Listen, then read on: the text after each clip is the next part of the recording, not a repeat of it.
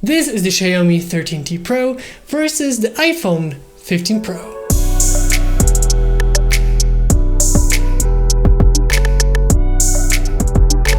While these phones are slightly different in so many aspects, I still felt like it's a really nice comparison what a compact iPhone can do versus a much cheaper Android device, which in many ways can compete with the iPhone. Starting off with the size, the iPhone 15 Pro is definitely a more compact size of a phone, while the Xiaomi 13T Pro is more of a bigger phone with a bigger screen. On the iPhone, we'll find a 6.1 inch OLED display, while on the Xiaomi we have a 6.67 inch AMOLED display.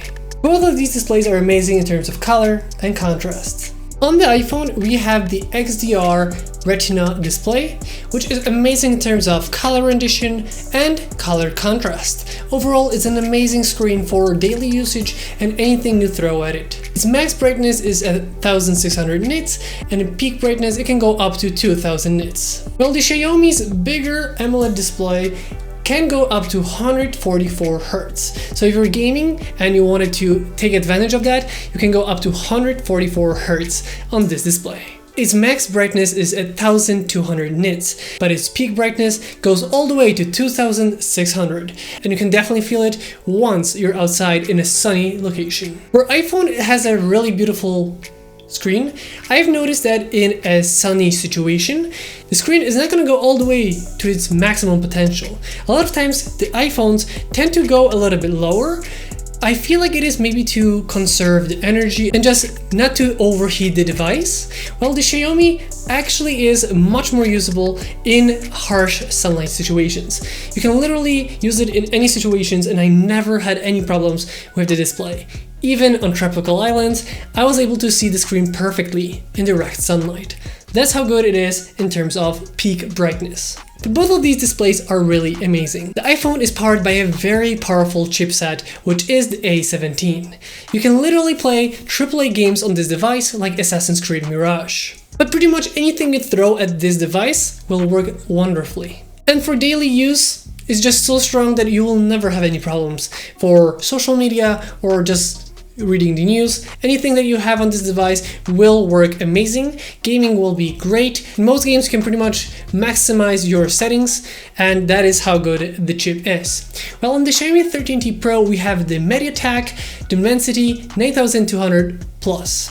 It is a MediaTek, but this MediaTek is definitely very strong. In recent years, MediaTek really pushes the boundaries of how good their chipsets are. And in this device, the Dimensity is really so strong that you can play all your favorite games on it with no sacrifices. Literally, you can play all the games in really nice high quality settings, and with the 144 Hz display, you can really take advantage of that too. In terms of RAM, the iPhone has 8 GB of RAM, and the Xiaomi 13T Pro usually with 12 or 16 GB of RAM, depending on your region. Unfortunately, in my region, I could only get up to 12 GB of RAM, but in some regions, you can get it with 16 GB of RAM, so double the amount that the iPhone has. Well, the iOS usually is more optimized since there's less devices running on it, and it's a software made from Apple for their Apple devices. So everything is really optimized. So I guess 8 GB of RAM on this phone is not gonna be a problem since it's made to operate in that setting.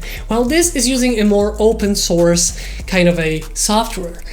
On it, we also have the Hyper OS, which is amazing for connectivity with other Xiaomi devices, which just makes it kind of a little bit more going into the Xiaomi ecosystem or the Apple ecosystem. At first, the Xiaomi 13T Pro ran with the MIUI 14 and with the Android 13, but now it's running on the Hyper OS and Android 14. In terms of safety, on the iPhone 15 Pro, we have the LiDAR scanner and the selfie camera working together for the Face ID. So on the iPhone, because of the LiDAR scanner and the selfie camera, all you have to do is look on the camera and the Face ID is gonna unlock the device, and all you have to do is swipe up and you're inside the device. Well, on the Xiaomi 13T Pro, we have a in-display fingerprint reader. It's literally as fast as possible. Super fast and efficient, really works great There doesn't seem to be any lagging or not working. Very responsive, really fast.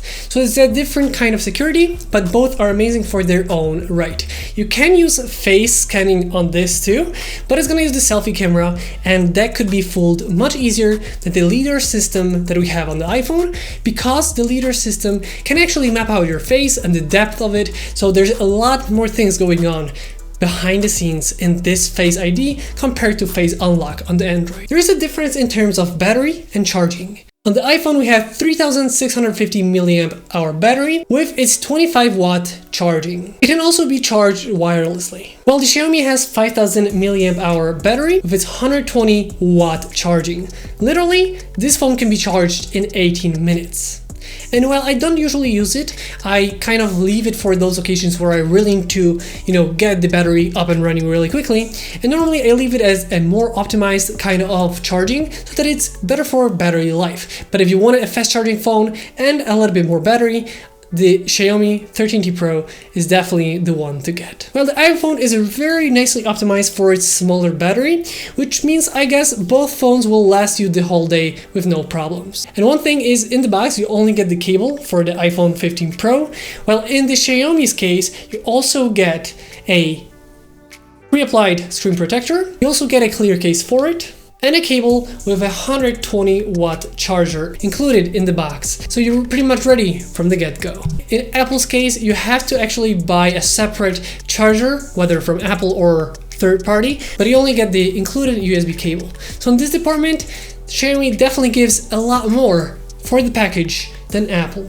But in Xiaomi's case, you cannot do wireless charging. And probably the most fun part about smartphones is the cameras. In iPhone's case, we have a triple camera system with a 48 megapixel main sensor, a 12 megapixel telephoto lens, and a 12 megapixel ultra wide angle lens. In Xiaomi's case, we also have a triple camera system. The main camera is a 50 megapixel camera sensor, while on the second telephoto lens, we have a 50 megapixel sensor too. And then we have a third smaller sensor, which is an ultra wide 13 megapixel camera sensor. In both cases, the phones produce really amazing photos. Sometimes I feel like the iPhones just have straight out of camera better photos, just more pleasing for everyday users. But then when I started using it a little bit more, I noticed that it's not really the case. In my opinion, the Xiaomi makes more realistic and more natural looking photos. Color information and the color science on the Xiaomi with the Leica collaboration that you might see on the module. Well, it seems like the Leica collaboration really is kicking off because the cameras, the lenses are really good. You can shoot in Leica Authentic and Leica Vibrant. The Vibrant is going to be a little bit brighter and more colorful, while the Authentic aims for a little bit more authentic look. And usually I find it that the photos from the Authentic really look like the way you see something in real life. While on the iPhone, I noticed that they're really edited, and sometimes the editing is amazing, literally great for photos, but also sometimes it just over edits and I see things that normally are just not visible in that space. Sometimes you see artifacts on a building that aren't really there. Just sometimes you see like this different kind of texture on the building, or you see that it's dirty, while in the reality it really isn't. So it's more like over sharpening, over contrast and all of that stuff that really makes it sometimes look perfect and like really amazing, but sometimes it just goes a little bit too far. Also, the colors, in my opinion, go a little bit too much into the orange and green. And compared to the Xiaomi, I know it's not every day that you see someone taking the same photo with two cameras, but I've noticed that the Xiaomi look really realistic and the color sense is amazing, while the iPhone goes into the orange and greenish tint. So depending on the situation, sometimes it's not as good and sometimes it's just way better. So I guess it's a little bit of a trade-off. I would say all of the cameras work really nicely on the iPhone, and I love that in video mode you can seamlessly zoom in and out between the cameras, and on the Xiaomi unfortunately you cannot. Once you start recording, you have to use that camera sensor, and if you want to change it, you have to change the sensor to record in a different aspect. But the color science is definitely, in my opinion, better on the Xiaomi. The only caveat I would say is the wide angle lens. isn't amazing for night photos. Literally, you have to use it in night mode, otherwise it's pretty much unusable in very dark situations. While the main sensor is amazing for low light because it's a very nice big sensor, and the telephoto is pretty good too. And there's actually one hidden feature of the iPhone. There is actually another sensor on this camera bump, which is the LiDAR scanner. Thanks to this, you can actually scan things around you and measure maybe the wall, maybe the pictures, everything around you can measure and see it on the screen, which is really cool. Which actually goes into another point, the video aspect of these two phones. On the iPhone, you can actually record in cinematic mode, which makes everything look a little bit more like a bigger camera like the Sony a7 IV in front of me, where you see that the background is a little bit more blurred compared to me. Well, with the cinematic mode on the iPhone, the LiDAR sensor can detect where you are and scan what is behind you, what is you, and is really helping it so that everything behind you is blurred, but you are in focus. And it really looks amazing for a smartphone, where on the Xiaomi you kind of can do it too, but it's more based on software, and because of that you will see a lot of imperfections in that mode. A little correction here. The bokeh mode is actually pretty good. It's just not as good as the iPhones, and maybe I said it a little bit too harsh. It's really good, but it has some imperfections to it compared to a LiDAR system. But overall, I would say, looking back at it on the bigger screen on my computer, it actually looks pretty good. So the bokeh mode is definitely really good on the Xiaomi 13T Pro too. But in terms of just regular shooting, both can record in 4K 60 frames per second. And both produce stunning visuals in terms of video, and I was really surprised how good the Xiaomi 13T Pro stacks up to iPhone, and in many cases I would even say it looked even better. Especially the lower the light, the better the performance from the Xiaomi 13T Pro compared to the iPhone. While in nice situations, both of them record amazing footage.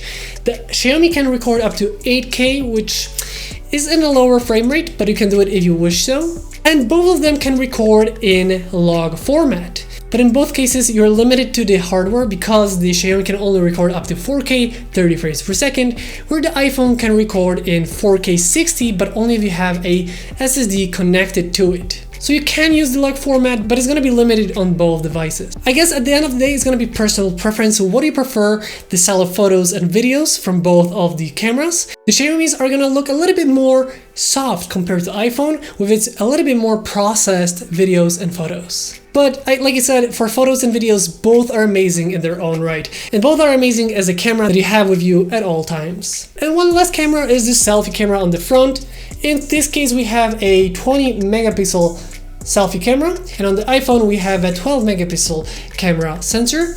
Both are good, but I feel like the iPhone's is better for selfies especially, and overall just looks better because there is a LiDAR sensor on the front. You can actually use the cinematic mode in the selfie mode, and because of that you have really nice background blur. Well, on the Xiaomi you don't really have that, but it's still a good selfie camera, but not as good for selfie video making. In my opinion, those are two amazing flagship devices in 2024, and literally you cannot go wrong with either. I guess it's a personal preference. Do you like a bigger phone, a smaller phone, Android or iOS, what other devices you might have and the ecosystem at your home, but also just your personal preference of what you're looking for in a phone.